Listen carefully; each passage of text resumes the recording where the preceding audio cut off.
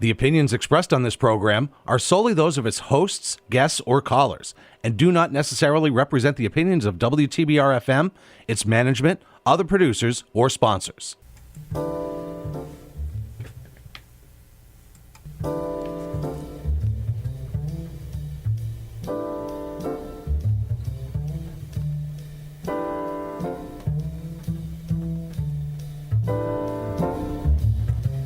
Hi, everyone. You're listening to Backstory. Let's hear it on WTBR-FM Pittsfield with Roberta McCulloch-Dews.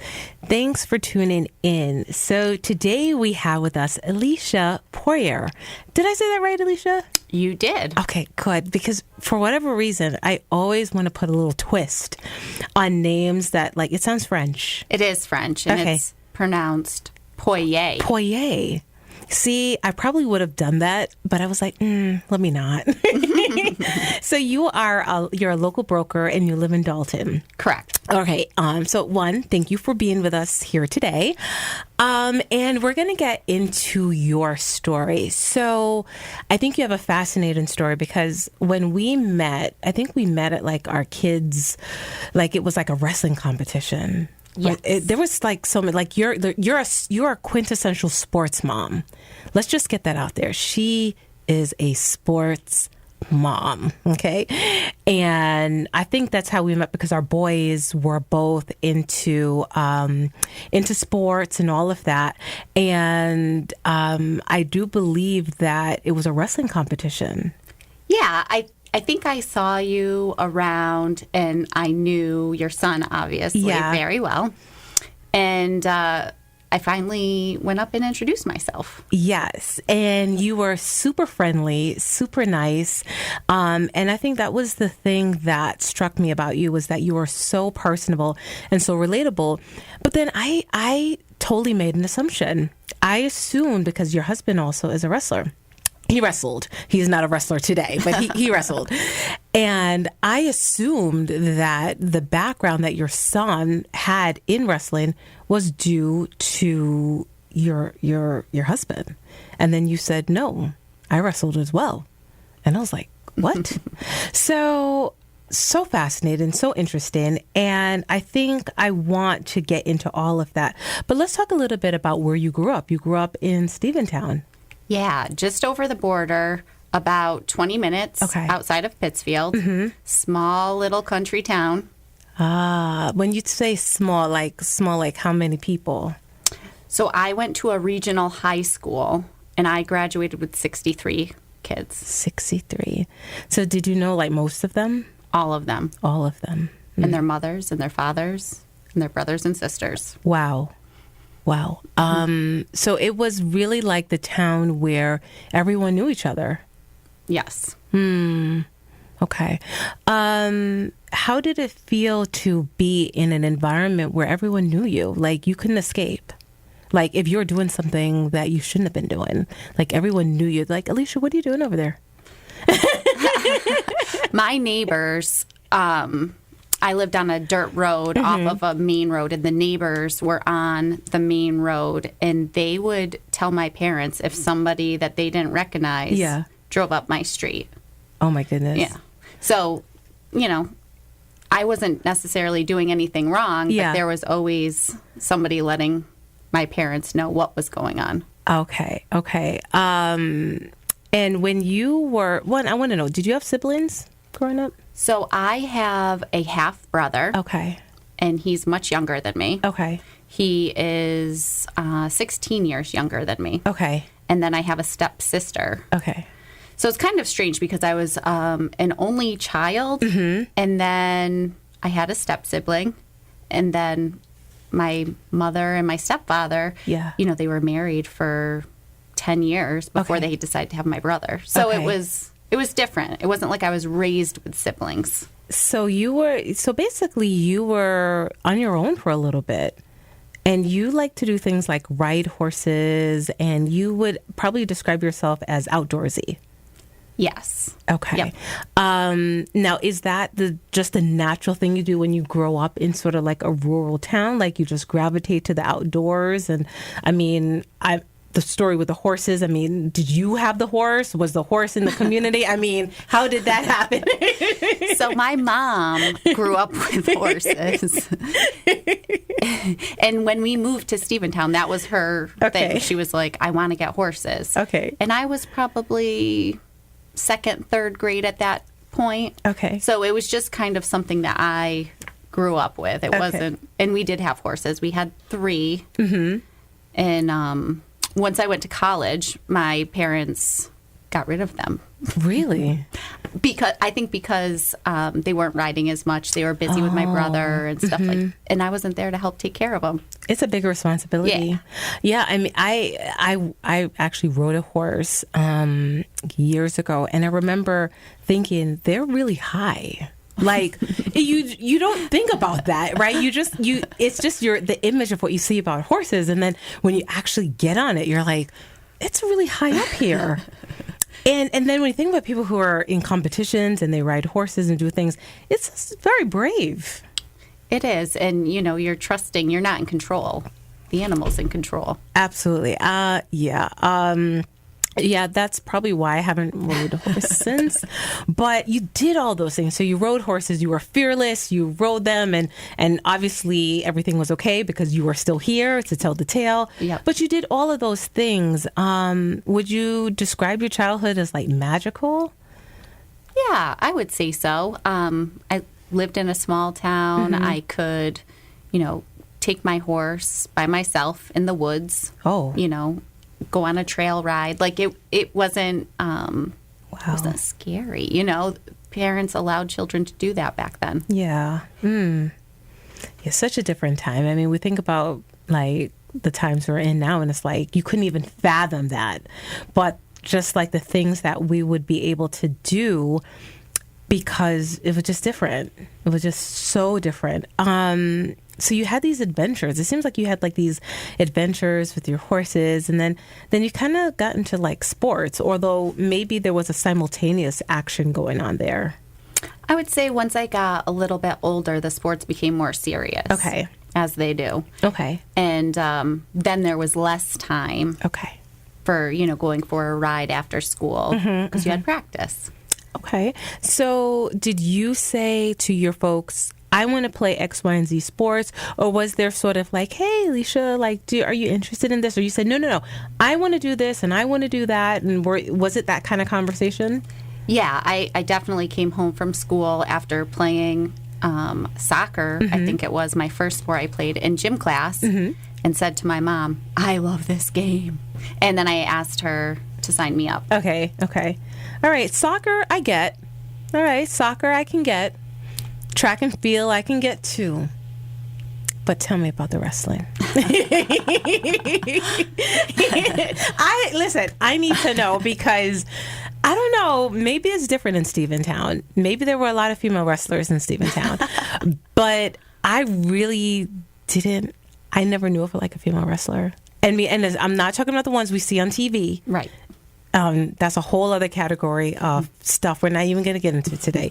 But like in like schools and things like that, were you the only female wrestler? No, there was one other girl that was on my wrestling team. Yeah. So my 7th grade math teacher, he wrestled in high school. And there was no wrestling program at my high school. And he was bringing it to our school. So it was when the program very first started. Okay.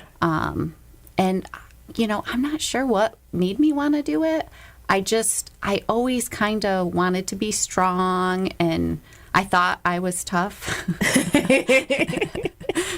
And I asked if I could wrestle, and he said, absolutely. And it wasn't, I was a girl, and I had to wrestle the boys. Yeah. There was no subcategory for females. Okay, so was there, because I know there's so many, there's a lot of discussion right now just about that the equity and making sure girls are being able to play the sports that boys are playing and all of that. But back then, that was pretty much like, was there any kind of thing like, she's playing what? Or like, was there that kind of reaction? Because he might have felt that way, but was the general acceptance like, she's doing what? She's playing what? Like, is she really doing that? And how did you feel in a sport that you were underrepresented? So the way that it worked was if they didn't have a female wrestling team, then you were able to play on the boys' team. So if they didn't have a female basketball team, you could play on the boys' team. Okay. Obviously, this was the 90s. Yeah. So they had female sports, but for wrestling, they didn't. And some of the teams that we would go up against would have their wrestlers forfeit the match against me. Just because they didn't want their kid to lose and then not want to wrestle anymore and be discouraged because a girl beat them.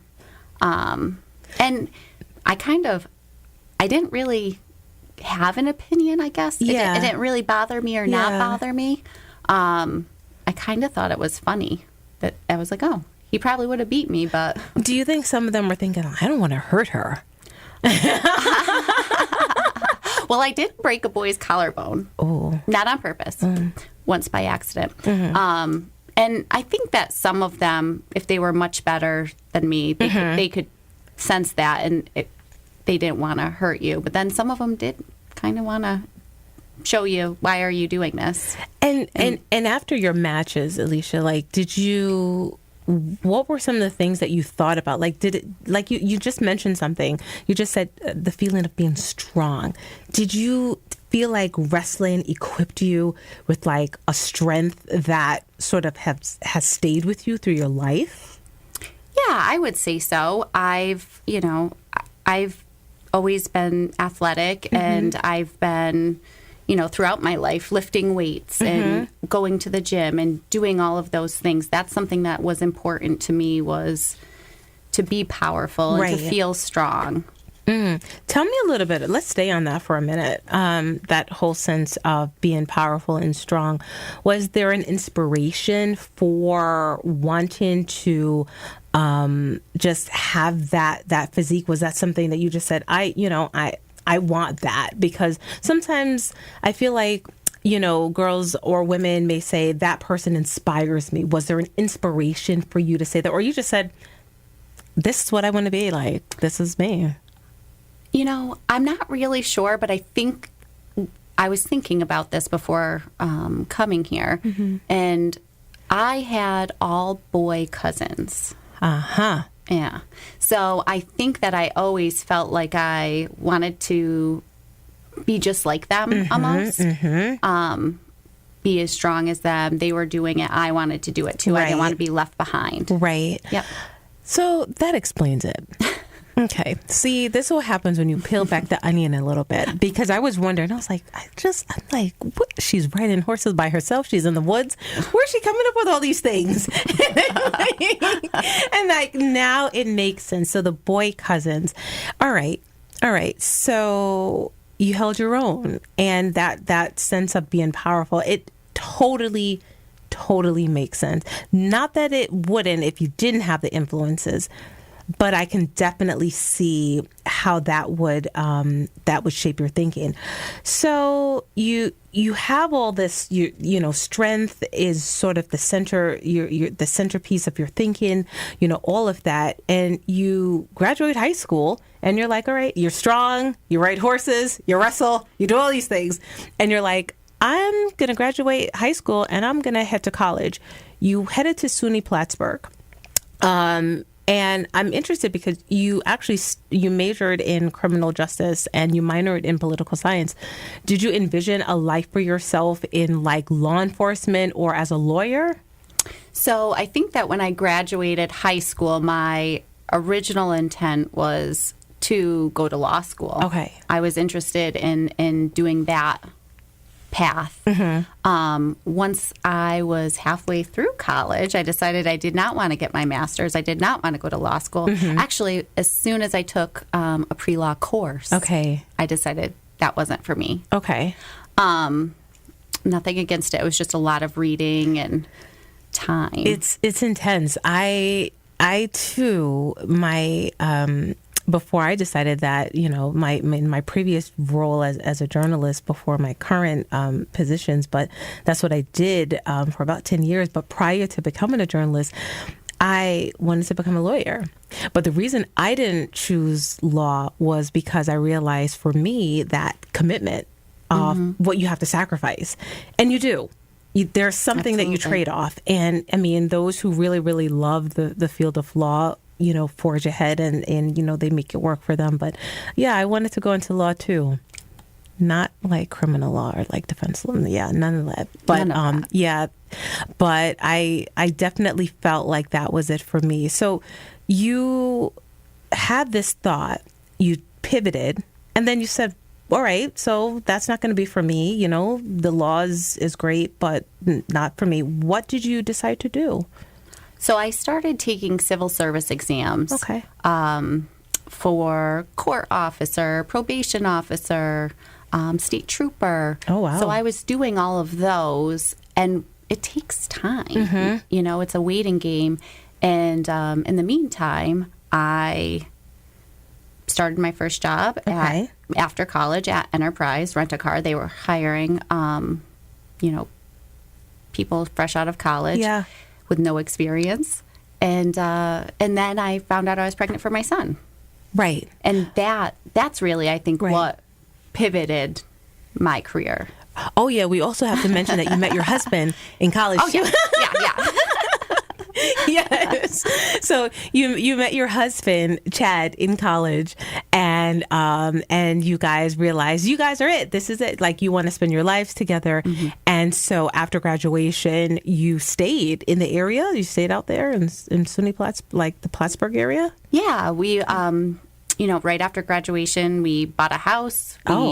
His parents were from that area. Oh, okay. So it made it easy. Okay. And he worked in Burlington at the time. Yeah. What was that like? So you didn't have any family out there? No. Started a life. Obviously, you're with someone you love, but you're sort of like in this space. What was that like for you? I mean, because college is one thing, right? The college environment, it's its own community. When you leave that community, you're in a new one. And what was that like for you? Or maybe you felt like there was no adjustment. Yeah, I don't really feel like there was an adjustment. We had a great network of friends, and my husband's family was local. That's good. And we're very close to them.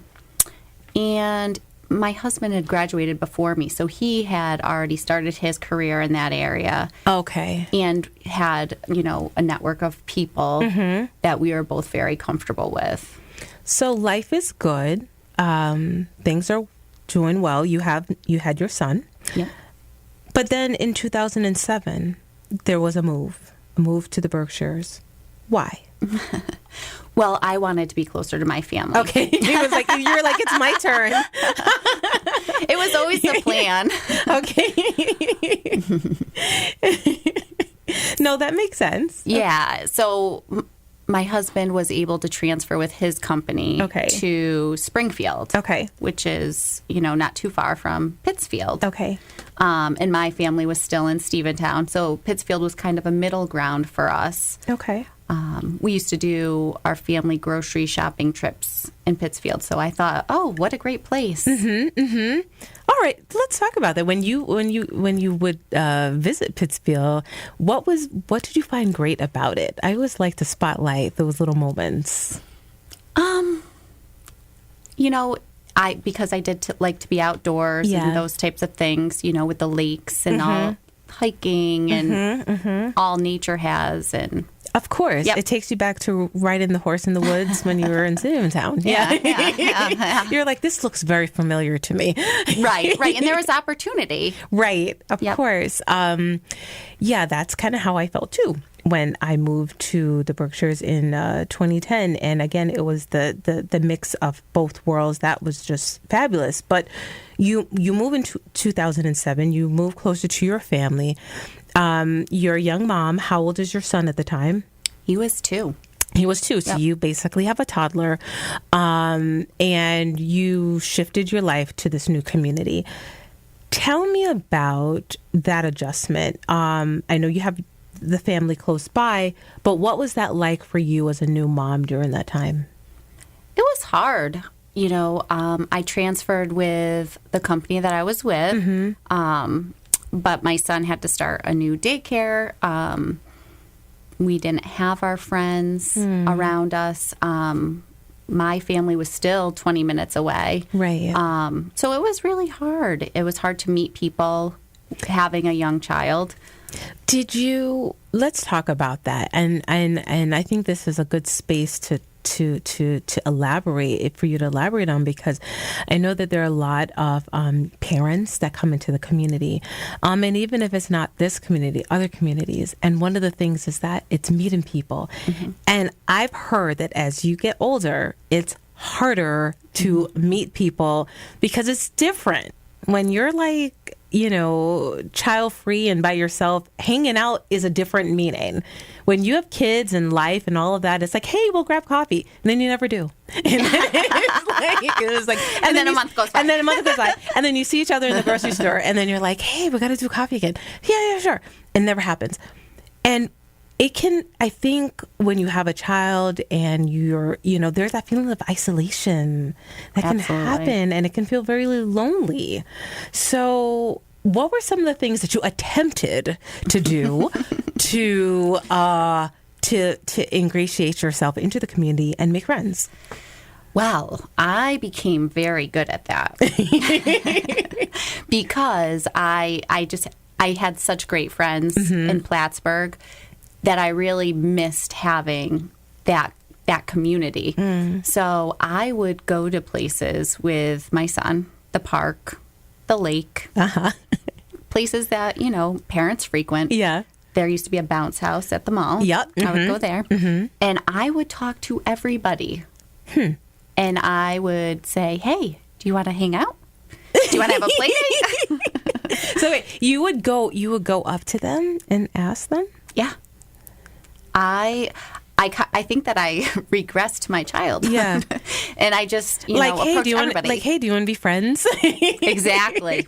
And some, I did meet some great friends. Yeah. By doing that. If my son had made a friend at the park or at the beach, I would then get the parents' phone number and be like, let's do this again. Wow. So one, you must be an extrovert. Yeah. Okay.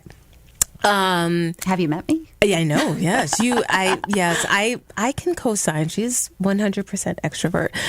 But it's so courageous because that fear of rejection is like always looming, like that person that you say, hey, want to hang out? They're like, you are? And, you get the look of someone giving you that side eye. And so it takes a lot of just that courage to be able to put yourself out there like that. And that's why I think that was great of you, because you're actually able to form those relationships. I think about those who are like nervous to do that. Yeah. But it's almost like you cross that other side, and on the other side of that was the friendships, was all the things that you get to experience now. So those actions that you took really paid off. But yeah, I think that when you look back, would there be anything that you would do differently about that time in terms of making friends and everything like that?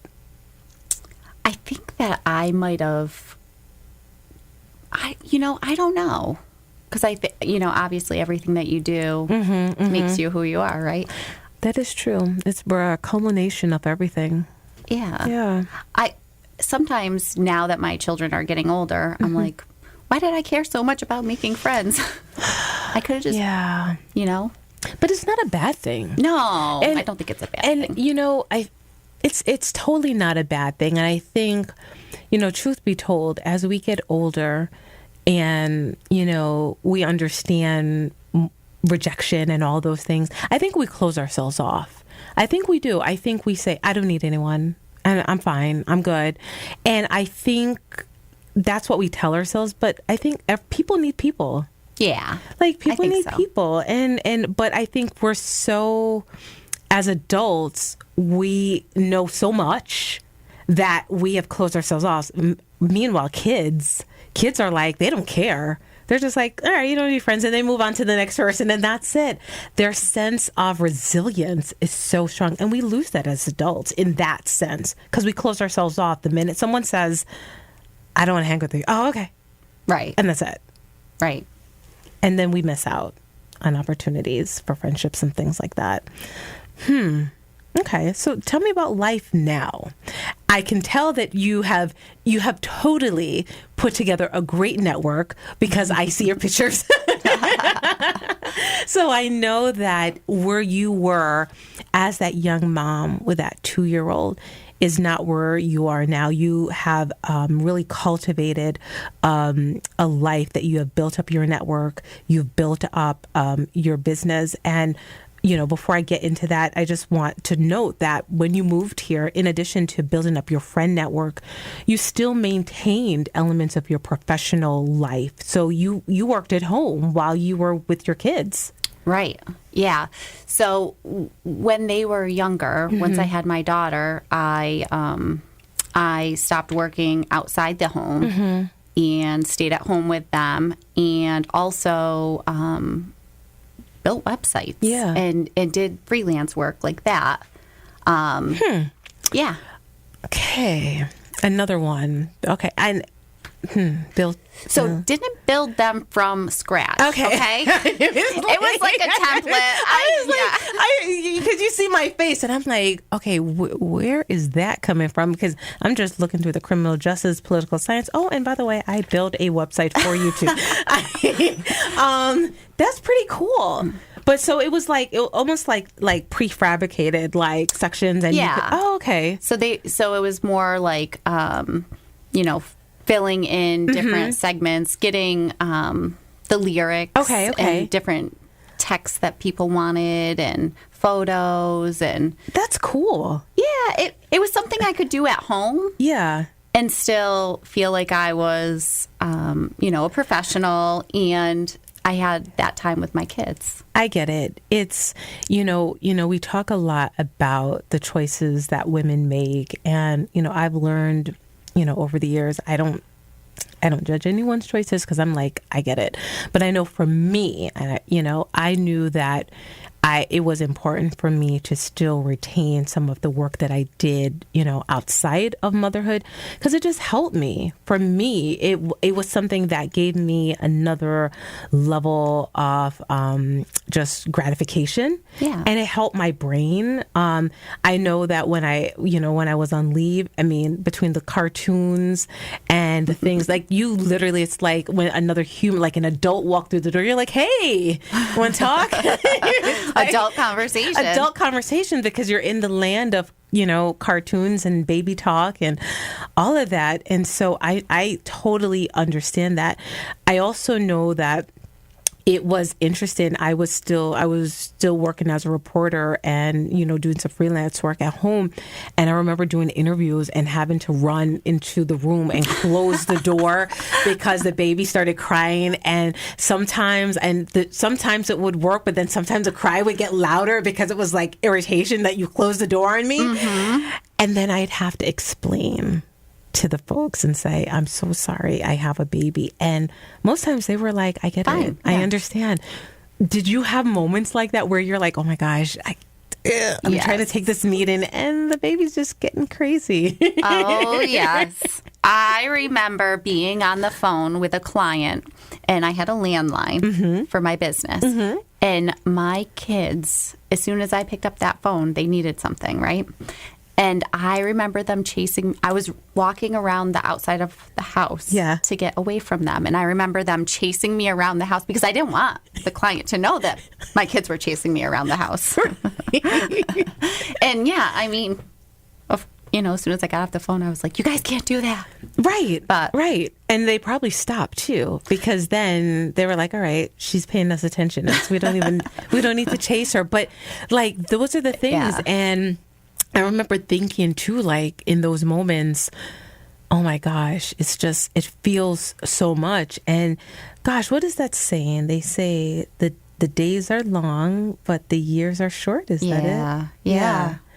And, I think we both can, relate to that because our kids they're older.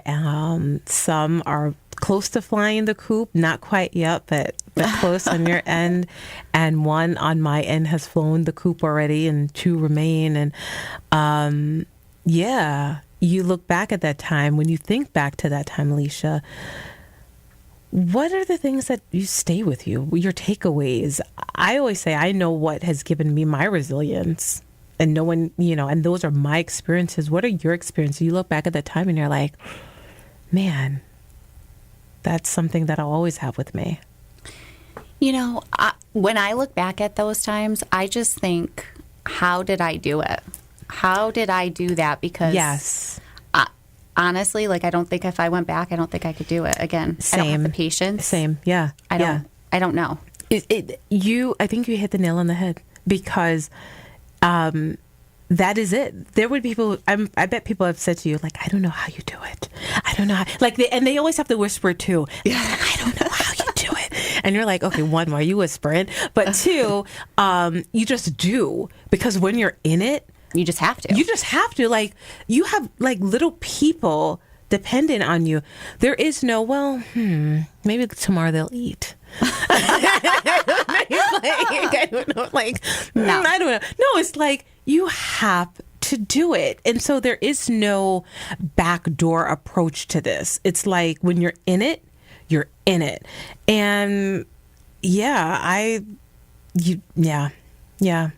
But so that's the one thing you think about. When you look at other young parents, what do you think? Because now that you're out of that, you have, and I don't know if you plan to go back into it. I don't know. But what do you think when you see other young moms, and have you been able to share any advice with them? So I remember getting that advice when I was the young mom. Mm-hmm. And sometimes I was like, oh my goodness. Everybody's like, oh, you got your hands full. Mm-hmm. And I would kind of, giggle or roll my eyes or agree with them. So I try not to do that. But what I do say to, some friends of mine that have younger kids is, do all the things. I know you want to go out and have a girls' night, or you want to go for a weekend away with your husband. Yeah. Cherish those moments. And I think that also because my kid is getting, today was his first day of high school. And I think that I get a little weepy sometimes about that. So one thing that I always tell is cherish these moments, because they're not going to last forever, and enjoy them, and don't try to rush them away. Yeah, that's such a good point, Elisha. I remember thinking the same thing too when I would be in those moments where I was stressed out. And I remember thinking, if I wish away the stress, I'm also wishing away the good stuff too. Yeah. And it dawned on me that I can't have it both ways. I can't keep the good times and then say, hey, stress, stay away. And it sort of made me have to stay present and receive anything that I'm going through. So whether I'm in a moment where I'm totally stressed out, but I also have other good things, I have to receive it all. Yeah. I have to accept it all. Being mindful. Yep. Yeah. Wow. Balance. Yeah. So for the listeners just tuning in, my guest today is Elisha Poirer. She is a local broker and she lives in Dalton. And we're just talking about her life as a mom, because that is a key part of her world. But she's also a dynamic professional. And so we just want to get a little bit into her work as a broker, because again, she didn't start out that way. I mean, she really has a very interesting path, okay, professionally, from the criminal justice focus to, the building of the websites, and now selling gorgeous homes. But in 2010, you actually made the decision to take real estate classes. Yes. What prompted you to do that? So somebody in my family, one of my cousins, was a real estate broker. Okay. And she had always said to me, during the 2005, 2006 peak in the market, she had always said, if you're ever interested, let me know. So at that time, I think I bought a book on real estate. And just, I think it was like marketing and real estate, something like that. And my daughter was 4, going on 5, getting to that age where, she was going to be going back to school. So I picked up that book and I started reading it. And I thought, I think I could do that. Okay. I love interior design. I love working with people. I have great customer service skills. Maybe I could do that. So I started taking the online course, and I actually went out for a ride day with my cousin. And it was great. I thought we went to lunch. We showed some houses. I didn't see really a lot of the work. Right. I saw the fun stuff. The fun stuff. Yeah. Yes, the fun stuff. Because it does look... Well, I want to say the best part about it is when it's all done, and then you see that sign that says "sold," and it looks, and you're like, "Oh, that's really fun," and you're like, "Oh, that's nice." But there's a lot of work that goes into it, a lot of preparation. I could only imagine that in this work, it's exhilarating because of the deals and the opportunity, but also nerve-wracking too, because there's so many other external factors and variables that can affect the work that you do. So how do you navigate all of that?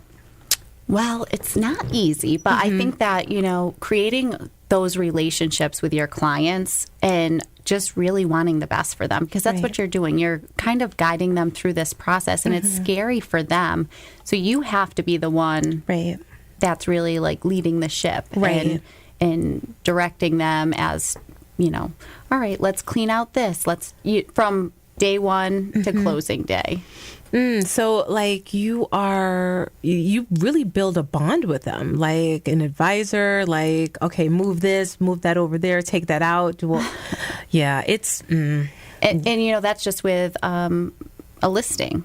Somebody that's wanting to sell their home. Yeah. And then there's different things that you would do with a buyer client, somebody that's looking to buy a house. Yeah, different approaches. Takes me back to that time when we had to sell our house in upstate. Oh my gosh, it was the worst because, of course, the boys were little. I was pregnant with Kennedy, and I remember she would call and she's like, "Okay, we have a showing." I'm like, "When?" She's like, "This afternoon." Have to run around, put all the toys away, and we had this little ritual where we would boil cinnamon sticks. Oh, nice, to make the house smell good. And then we'd get in the car and leave. Yep. And then we just wait. But it's so nerve-wracking, and I think what you speak about, that relationship and just being with your clients throughout the process, is so key, because it's terrifying. You have your whole future lined up. You're hoping, like, if you want to do X, Y, and Z and you're dependent on your house being sold, it's like there's so many factors. Yeah, and it's one of the largest purchases of your life. Yeah. Your largest investment. So it's a big deal. From your work as a broker, obviously, in 2010 till now, you have really amassed, apparently, solid portfolio. The Berkshire market well. Are you beyond the Berkshire market too, or is this your mainstay? So I actually am licensed in New York and Massachusetts. So I cover Columbia County and Southern Rensselaer County over in New York. Okay. And then mostly Berkshire County. I've stepped a little bit outside Northampton area. For a very close friend. But yeah, mostly the Berkshires. Well, I have to ask too, with the current economy, like, how does that make you feel as a realtor, as a broker? So 2020 definitely changed things for us. The increase and lack of inventory has just been unheard of. It's crazy. Yeah. I think that's it. It's like, it's not that people don't want to buy, but people are hanging on to their homes. And then it's like, it's so tough. But still, there's always a transition, always a change of life. People are always going to sell. People are always going to buy. And so there you are in the wings, Yep. waiting. Just waiting. Just waiting. Okay. All right. Tell me, when you are not working, what are you doing? Because you have a lot of things and a lot of interests, but I'm going to let you share that. So when I'm not working, I am most likely at a sporting event. And if I'm not doing that, I do go to the gym. Okay. I try to get to the gym 4 times a week. Oh, you're so good. In The morning? Depending on my work schedule. So it's because my work schedule is so, it fluctuates. I go to a class and I might show up at 9 o'clock. Yeah. I might show up at noon. I might show up at 5:30 a.m. What classes are you taking at the gym? CrossFit. Oh, you do CrossFit? Yeah. Oh, intense. Yeah, it's what you make of it. It's not always intense. Yeah. There are people of all ages from 12 years old to 70s that we work out with side by side. Now, is it like a boot camp? I mean, I've gone to a boot camp class and it's similar, but I wouldn't say it's a little different, but it's very you can adjust to your ability, which is nice, and I think that you can do that with boot camp as well. Yeah, I have the propensity to. I can become very muscular, so I tend not to. I have a class that I totally adore, and I've been with it for about 4 years. So I get it. You stay with what works for you and what your body needs. So that's good. You're committed to fitness. Yeah, if we're not doing that, we might be out for a hike or Okay. something along those lines. And the horse? No more horses. I actually haven't ridden since, I don't even know when. I think I was probably in my 20s. Yeah. And it's so strange. I told my kids this the other day. I said, it's so weird that you guys have never, my son has ridden a horse and my daughter has at, Whitney's or something like that. But it's so strange that they don't know that part of my life. Where that was like I would go maybe 4 or 5 times a week. So when they, you made a good point just now. That part of your life. So when they see you, what do you think they see from when they see Mom?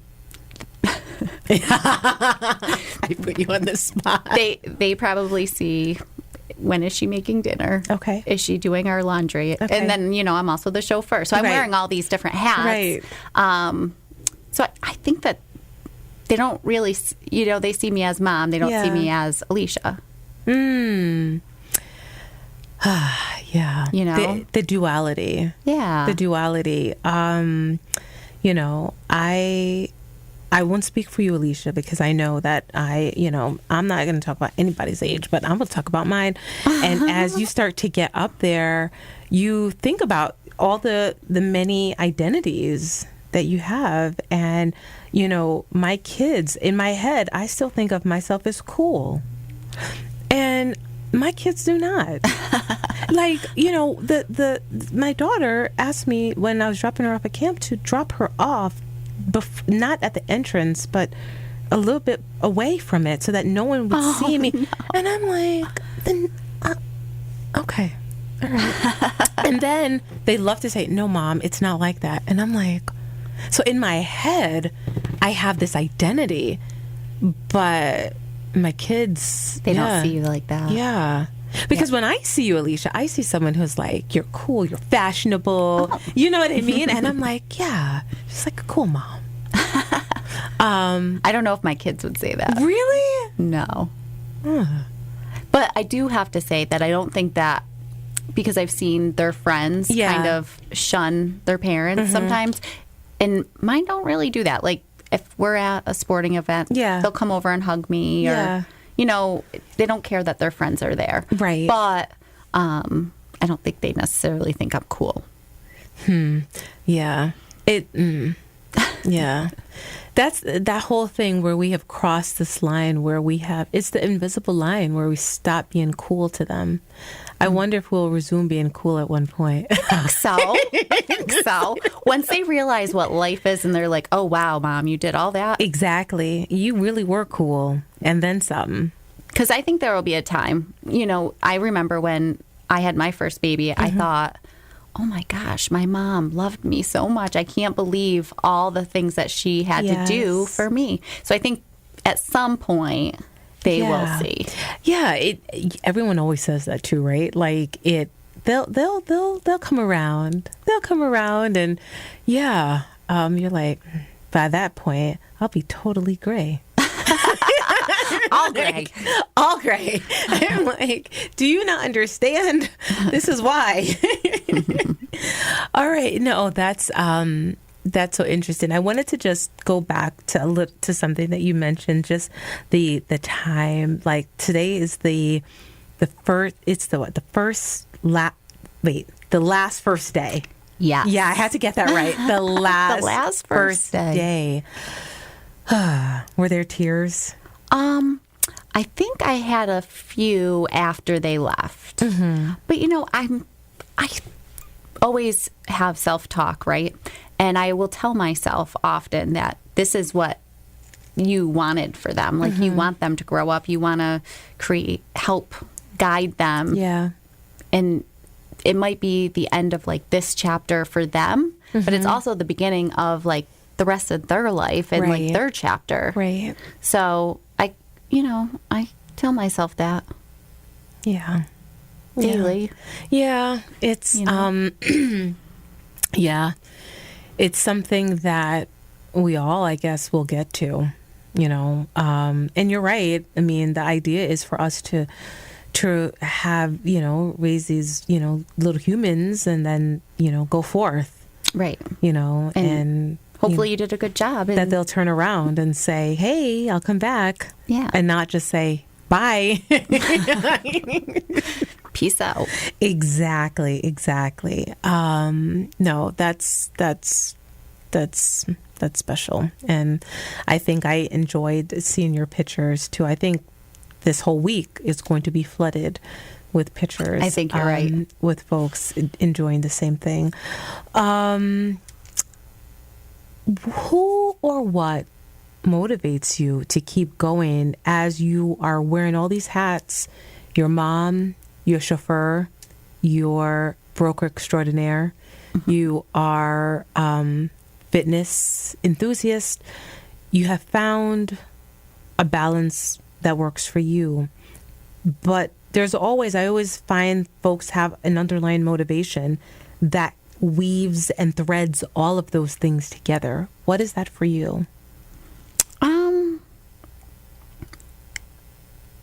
I would say my family. You want to do the best for them daily. And sometimes, going to the gym and having a stress release, sometimes that is what you need to be a good mom, a good wife, all those things. Right. So I think that my family definitely motivates me. My mom motivates me, my husband. Yeah. You made a good point, Elisha, about the stress release and taking time for yourself and doing something that allows you to exhale. Because what we have seen oftentimes is that we think that we keep pouring from an empty cup. Yeah. And we pour and we pour and we pour. And then we turn on and we realize there's nothing. Right. There's nothing there. Yeah, I know. If I'm at home and, I seem stressed, one of the kids will ask me, did you go to the gym today? So and that is really your stress reliever. Oh, I think it's not even a physical thing. It's definitely a mental thing for me. Really? Yeah. I need to, get that serotonin and endorphins going. Yeah. It's helpful. It is helpful. I mean, that's how I feel about my Saturday class. I take bar, and It's intense. So I get what you're saying, but I also know I psych myself up before we get into the routine because it's hard. It's good, but it's hard. And I'm like, there are times you feel like, okay, serotonin kick in because my arms feel like they're about to fall off, and so I'm just like waiting for it to kick in and everything. But no, I get that. And I think that more individuals, more women need to understand that balance is what you make of it. Mm-hmm. So whatever works for you. If baking is your thing, then bake. If going to the gym is your thing, then do that. All right. So, we're winding down, but I do have a few more questions for you. I'm going to play some trivia right now. Oh, no. Before we close out, favorite place to hike? I would say the Boulders. Why? Because it's very convenient to my house. And it's relatively flat. Oh, yeah. And it's in the woods. And you can do, a 3-mile loop or a 7-mile loop. Huh. Okay. Oh, and Curvin. I love going to Curvin with my dog. That's a place where everyone brings their dogs? Yeah, so if you don't like dogs, don't go. Okay. You're the second person who told me that. And I kind of knew that. And they were like, no, don't go to Curvin. All right. Favorite place to get some summer ice cream? Summer ice cream. Okay, maybe she doesn't eat ice cream. I'm talking to the woman who goes to the gym. I do. I love ice cream. But I'm laughing because it's not, it's Friendly's. It's okay.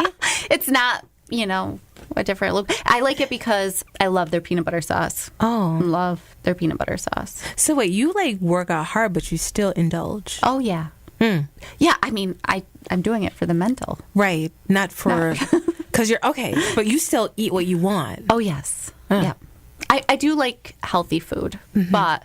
I do know you like healthy food because you loved... I think you have a year's worth of supply of celery. Yes, I do. Do you still have the celery? Yes, I still celery juice. I was like, you're committed to celery. I'm committed to celery. We're laughing because Elisha loves to make her fresh celery juice, and if you she is well stocked. Yes, with celery. Let's just say that. Lots of celery. Okay, all right. So, what's the last good book that you have read? So I'm in the middle of reading. It's called Hidden Demons. Oh, gosh. And I know that sounds heavy. So this is a book, actually, let me see. I just want to be accurate. Okay. I have it here. Oh, wow. She actually has it with her. Because I just started reading it. Okay. It's called Hidden Demons, and it's by Marjorie Metzger. Okay. But it's based on... Berkshire County. Really? Yeah, and it's about something terrible that's happened in Berkshire County. It's not a true story, is it? It is. Oh, it is. It's kind of dark, but I'm starting to read it. It's about a crime that happened in Berkshire County in the early 90s. Oh, so that's what I'm reading right now, and it's a true story. I'll let you know how it is. So, folks, listen. She actually has a book.